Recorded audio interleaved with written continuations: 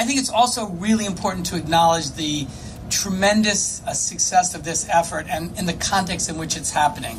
We all know that climate change presents one of the most serious threats to our state, our country, and the entire planet. President Obama led the way in negotiating the Paris Climate Accords to ensure that all nations of the world were united in doing everything we can to address this critical threat. And he backed up his work with bold action on the federal level to promote clean energy, punish polluters, and create thousands and thousands of new good-paying jobs in wind, solar, and other types of renewables. Sadly, the current administration has taken deadly aim at this progress. The president has abandoned the Paris Climate Accords and turned back many of the federal government's most powerful tools for addressing climate change. Today, the EPA regularly pushes propaganda for anti-science forces who seek to deny the realities of climate change in order to protect the profits of powerful corporations.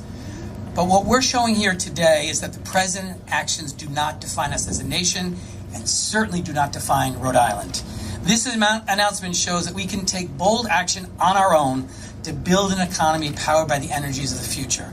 And the reality is that Rhode Islanders are going to be the ones who benefit the most from this investment.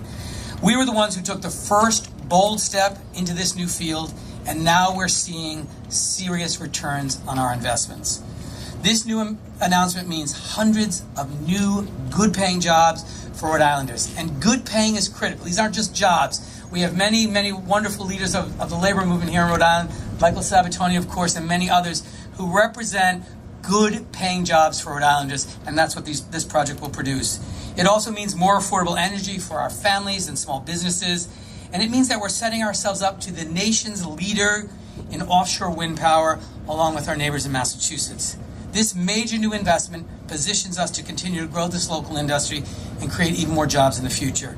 It's also a strong and important rebuke to President Trump, who has undermined our nation's ability to compete in renewable energies and defend against climate change at every turn. In fact, you'll remember President Trump's most significant energy proposal so far has been to try to open up almost all the waters in the Atlantic to offshore drilling.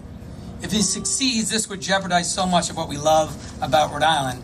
Offshore drilling is dirty and dangerous and would put many of our marine and tourist jobs at tremendous risk. It would exacerbate climate change and hinder our progress in developing renewable energy.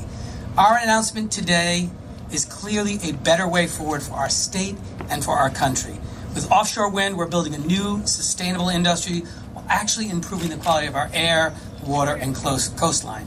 This is a much better approach for Rhode Islanders who cherish our coastline and our state's wonderful quality of life. Again, I want to thank everyone who has been part of this, and our whole delegation looks forward to continuing to do all that we can to make sure this is a great success. Thank you.